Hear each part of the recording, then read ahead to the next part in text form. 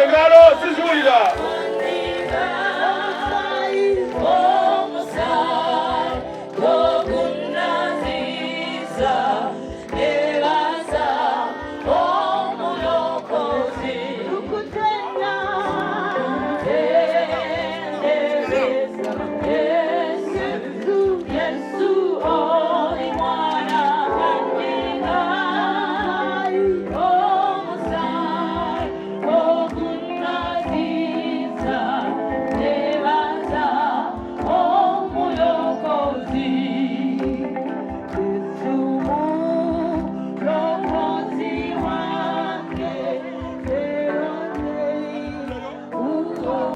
Abasigadde basabye nti tulina speech nyingi naye mwenna buli muntu musabye yogera butasukka dakika 5.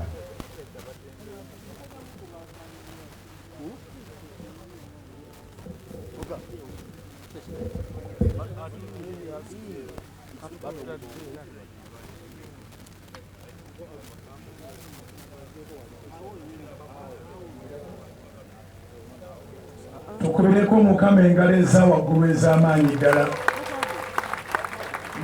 Omukubidde wansi ensi waggulu ddala.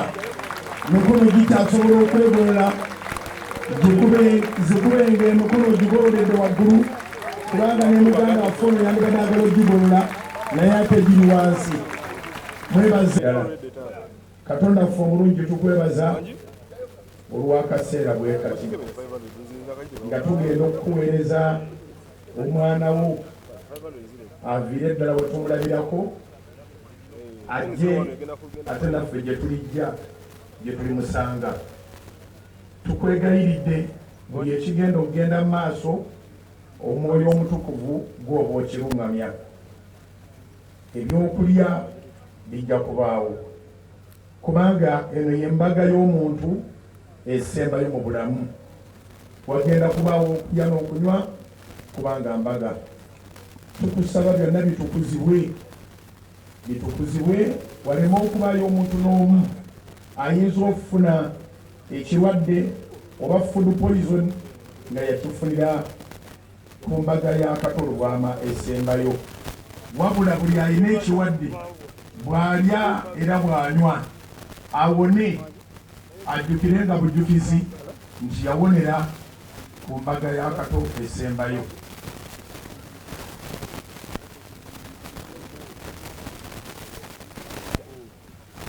Katonda ffe omulungi era twongera okukwasa buli kigambo kyonna ekigenda okwogerwa kibeere ekigambo kya ssanyu kya mirembe kubanga omugenzi yalaama nti tusanyuke busanyusi. Waleme okubawo ekigambo ekiyinza okuva mu kamwa k'omuntu yenna oba ku mutima gwe nga kirina gwe kifumita nga kirina gwe kikosa, wabula buli kigambo ekivaayo kibeere kya bulamu era kya mirembe. Mpaddeyo abantu bano bonna weebale Mukama watukuumye nga tujja ne mu kuddayo tukuume tuddeyo bulungi. Tukwegayiridde nkozesa neme okubeera nze era waleme okubaawo omuntu yenna wa Bujingo ekitiibwa kyonna bakiweggwe nga byonna byoyagala okwogera obiyisizza mu nze mu Kristo Yesu Mukama waffe tusabye, amiina. Nsanyusa okubalabako abali wano mwenna n'abali ku mikutu egy'enjawulo eno mbaga. Mwebale nnyo abakoze byonna bye mukoze, mwebale nnyo. Ntandikirewa maama weebale egguma ate weebale kugumya abaana. Eno embaga nkulu nnyo, buli muntu agyetaaga yesembayo. Naye kyenjize wano olwaleero nti Kato Lubwama ayinza okuba y'omu ku bantu abadde basinga obugagga ku nsi era alese obugagga n'ebyobusika ebitabalika. Tuzimukubire kubanga azimugwana. Kubanga mu Uganda gye tulimu ffenna gye tumanyi abantu bagula abakaabi. Abantu bagula abakaabi naye ku Kato Lubwama omukaabi talina katale. Abantu bagula abaziisi naye ku Kato Lubwama tetujjaawo ng'ate n'abalala bakyajja. Maama n'abaana kino kye bayita social capital. Buli gwe mulaba wano tasuulako n'abamu gwe mululi gwaffe ogusoose okujja. Naye olw'obugagga obungi ennyo omulongo bwalekedde abaana obusika, Bayibuli eyogera mu ngero 13 olunyiriri lwa 22, Proverbs chapter 13 verse 22 egamba nti omuntu omulungi alekera abaana b'abaana be ebyobusika. So buno bonna busika. Era njala okuzzaamu abaana amaanyi ne maama temusobola kulumwa njala. Ffenna abasigadde tuli bazadde, ate Mukama tuleseewo olw'ekigenderwa. Ate temujja kubulwa fiizi, temujja kubulwa mmere, tewaliwo kigenda kubula. Banne Kato alese ebintu abaana n'abazzukulu bye batasobola kumalawo, tumukubire mu ngalo ez'amaanyi. Nzikiriza ddala ng'omukwano guno tegugenda kukomaawo, gugenda kugendera ddala mu maaso. Mwebale nnyo okwagala Kato, okumwagala okunene okwenkanidde wano.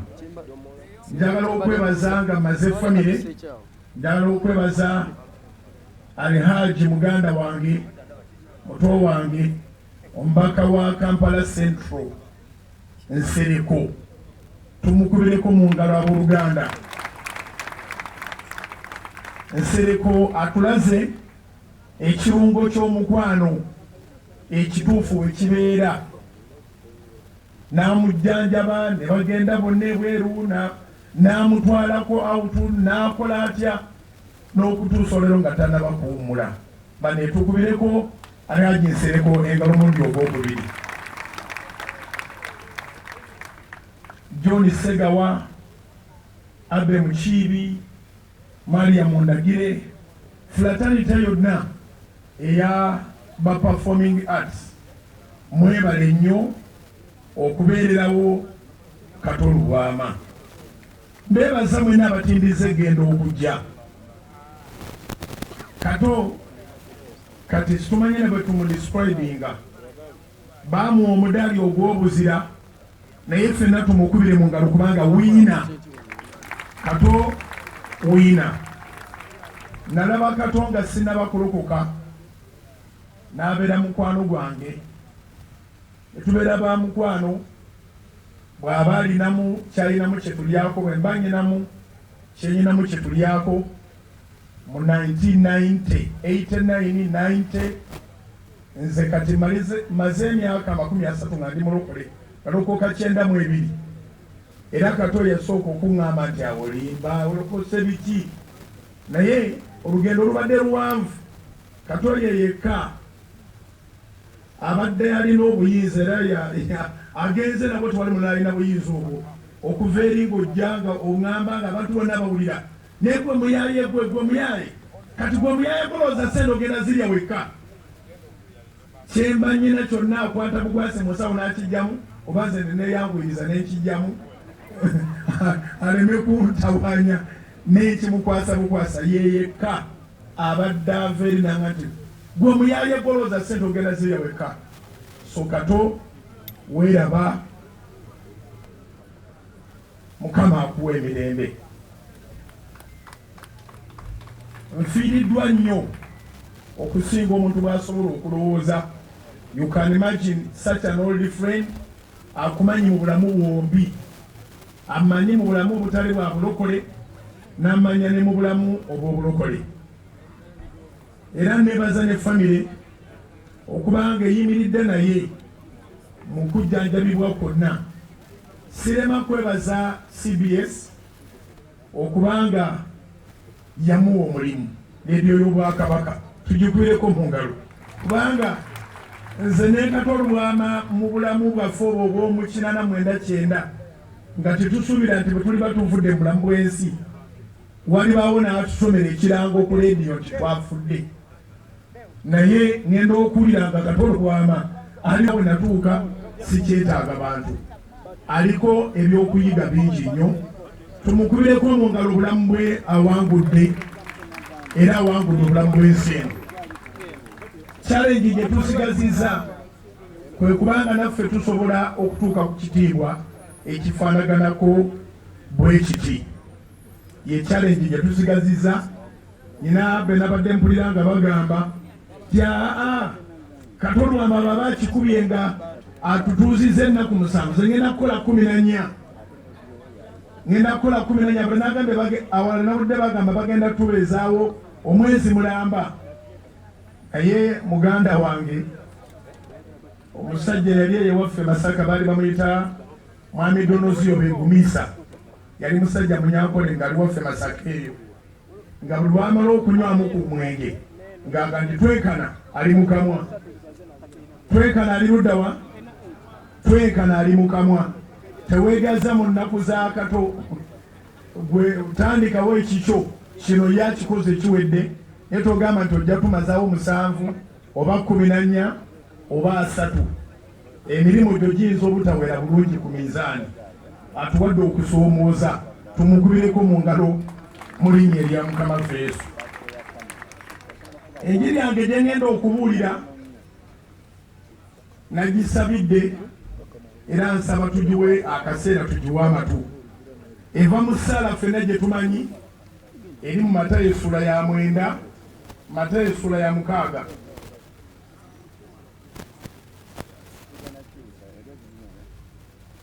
nakugattako ennyiri endala nnyingiko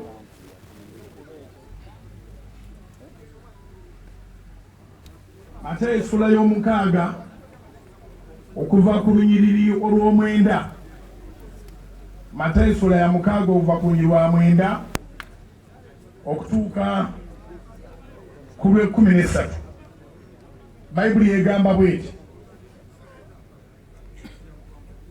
Mukama waffe atugamba nti bwe tubanga tusaba tusabe bwe tuti osobola okugikebera ku ssimu yo kubanga sirowooza nti bangi abalina hard copy wano egamba nti kitaffe ali mu ggulu erinnya lyo litukuzibwe obwakabaka bw'obugye by'oyagala bikolebwe mu nsi nga bwe bikolebwa mu ggulu otuwe leero emmere yaffe eya leero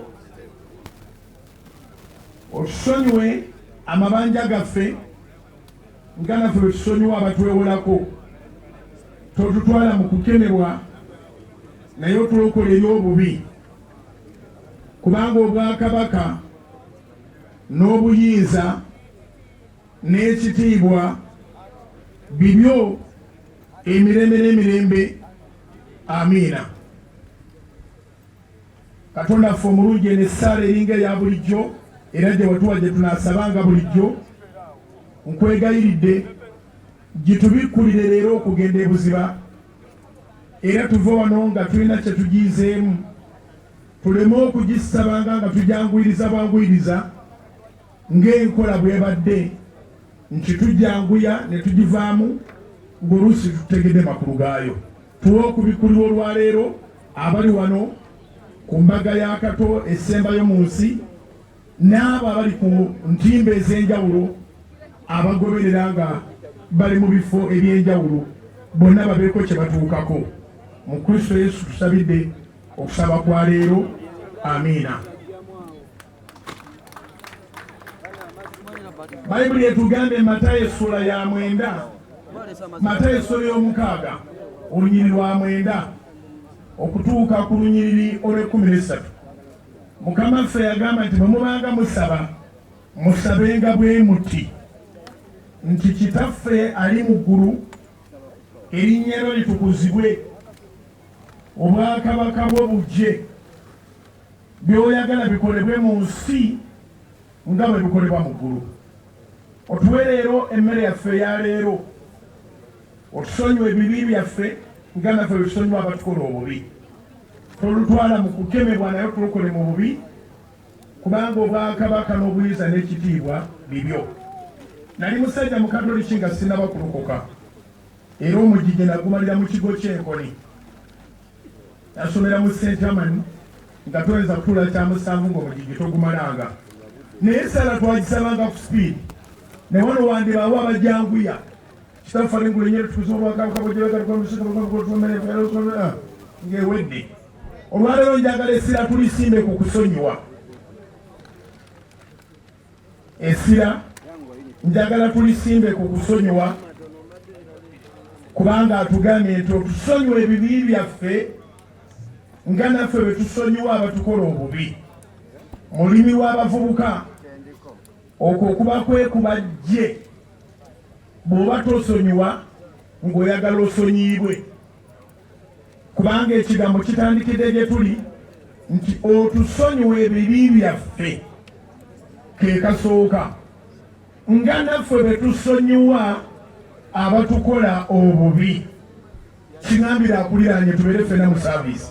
Ŋambira nemba nti essaala egamba nti otusonyiwa ebibi byaffe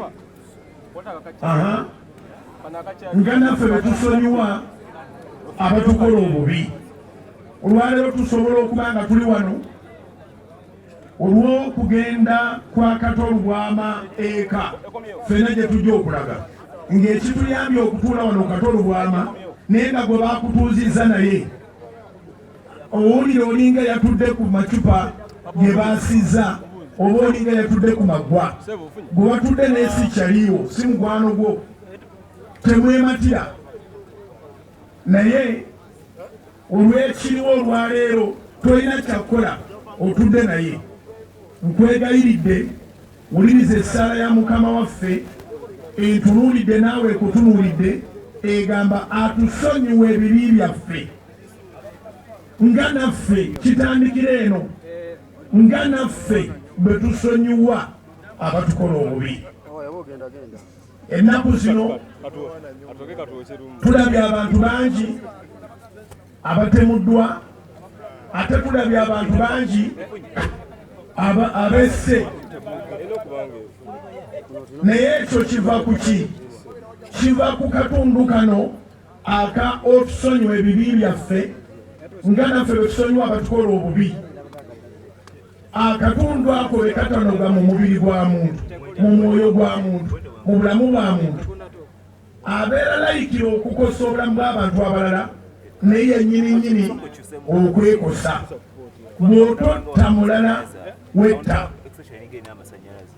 Abalala tebalina ngo basse, nabo tebannaba kwetta, naye batambula boogera nti baafadda. Mubasanga eyo n'agamba nviira nze nakola ki? Nafadda. N'obuuza nti kisoboka kitya okuba nga tuli mu nsi nga tuyisiŋŋanya n'emirambo? Akagambo k'okusonyiwa kantu kakulu nnyo. Ebisaanyizo by'okusikira obwakabaka bwa Katonda kusonyiwa. Katonda atwala mitima egiri kiliini. Eno gye tuli ne poliisi n'ekuyambako n'obeera naye omulamu, naye poliisi tekuyambako okumusigaza ng'afudde. N'olwekyo okugenda ewa taata essala si bwetandika, kitaffe ali luddawa? Kitaffe ali mu ggulu. Tukulira wa maama, naye fayinale tulina okuddayo eka. Kato azzeeyo eri taata. Nzikiriza nti buli ali wano akimanyi nti Kato ekibadde ekimuluma abadde akyogererawo, abadde n'amwatulira, akubuulirirawo ate nebiggwa gwe bw'oba onyiize ogenda okulaba ng'ekyakunoonyaako kitegerekeke nti bye mwayogeddeko jjo byawedde, ye yakutte dda chapita endala. N'olwekyo tetunakuwala kubanga ffenna newankubadde nga nnyaffe atulera, atuwadde emmere, atuwadde buli kimu, ne fayinale tujja kuddayo ewa taata. Naye bitamesi tetuyamba kuddayo wa taata. Tuteekeddwa okubeera abantu abasonyiwa. Peetero ayogera mu Bikolwa by'Abatume essula 3 bw'asanga omusajja omulema ng'atudde ku mulyango gwa yeekaalu. The book of Acts chapter 3. Abamu bawandiika, abalala babikula ne ku ssimu n'osomayo, abalala bajja bikeberera ewaka agenda kubeera homework.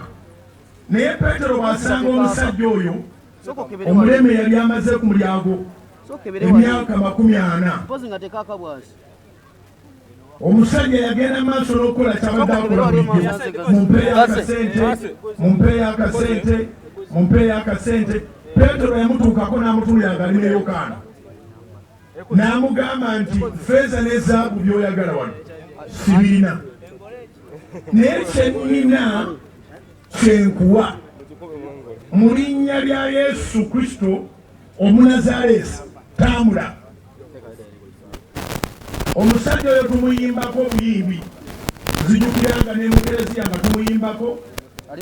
Yatambulanga bukatendereza, yatambulanga bukatendereza mu linnya lya Yesu Kristo Omunazaleesi, tambula. Ekitute ku musajja oyo Peetero yamugamba nti ffeeza ne zaabu sirina, naye kye nnina kyenkuwa mu linnya lya Yesu, tambula. Omulamwa guli ki? Tosobola kusonyiwa nga mundayo tewaliyo kusonyiwa. Oteekwa okuba nga gwe wennyini weesonyiye munda n'ojjula okusonyiwa, n'omanya nti buli muntu asobya, n'olyoka osonyiwa n'abantu abalala. Kimbulize niba nti munda olinamu ki? Munda olinamu bitterness oba olinamu forgiveness? Ekiri munda kye kyokka kye tukakasa nga kyogenda okutuwaako. Mukama waffe Yesu ayogera mu kitabo kya Lukka essula ey'omukaaga olunyiriri olw'45. Lukka 6:45 oyinza oziwandiika ojja zikeberako. Yagamba bw'ati nti omuntu omubi ebintu ebyo ne Musa era bw'agenda okubeera ne Joshua. Naawe Katonda nga bw'abadde ne Kato n'amukozesa okutuuka w'atuuse. Tabalese mu muzigo, tetulina looni gye twawulidde gy'abalekedde, wabula abalekedde emikwano, abalekedde abantu ababaagala. Muntu omulungi Bayibuli kwegamba nti omuntu omulungi alekera abaana b'abaana be by'obusika. Nsaba amaanyi agago Katonda agongeremu, ate n'amaanyi agabadde ku Kato gadde ku bulamu bwo Mukama gateeke ku ggwe. Abaana bonna basome bamaleko nga buli kigambo kyoyogera kikkirizibwa. Nkusabidde feva olabye abantu okumala ennaku 7 naye ennaku zonna z'osigaza mu nsi olaba abantu ab'omutima omulungi, kubanga ate ffenna twogedde okunaaza emitima gyaffe wano olwaleero. Akukozese Mukama, akuwa amagezi, akuwa ssente, akuwa abantu abali genuine mu bulamu bwo. Ababi twagobedde wano, bano abatera okujja nga batawaanya nga bagamba ebintu byali bya muganda waffe era ffe tukugambye mukazi gwe. Abo olwaleero tubagobedde wano. Obeere n'emirembe mu nnyumba yo, ba mu bizinesi emusigazizza n'abaana. Buli ajja gy'oli abeere nga ze kugattako, so si kusikula, si kusikawo bintu, si kubba, si kunyaga. Kibeerewo kitusingawo abaana. Mukama akuteekeko ekisa. Mukama tafudde, asigaddewo. Omwana omuto Katonda akuteekeko ekisa, akuwa amagezi. Remember your vows. You vowed to protect and uphold the legacy of your father. We pray that you shall all live longer than the years that your father has lived. I pray that God gives you the wisdom, the strength, the courage to pursue everything that is in your life as your dreams and your father's dreams. In the mighty name of Jesus, I pray for you, God to strengthen you, to give you the courage, to give you everything that is necessary for you to become a very powerful person in this world. Your father has been a pace setter. We pray in the mighty name of Jesus that God uses you mightily and exceedingly powerfully to change this world. Kwegali The legacy that your Kwegali father ofunye has left behind. nawe ofunye I pray for wisdom. The Bible says in the book of Proverbs, chapter 4, verse 7, that wisdom is the principal thing. I pray to all of you to have such a wisdom. In the mighty name of Jesus, I pray the Lord to strengthen you, to give you the wisdom and everything that you need. You shall not lack, because the Lord our God is your shepherd.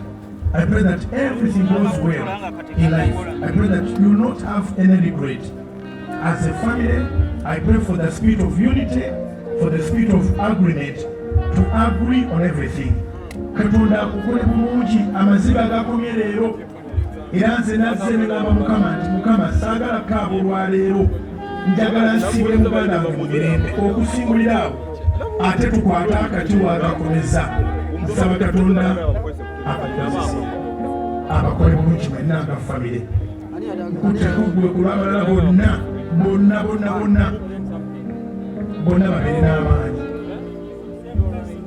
Titwagala kuddamu nga tukomyewo kuziika, twagala kudda eno ngeri y'okwatula ngeri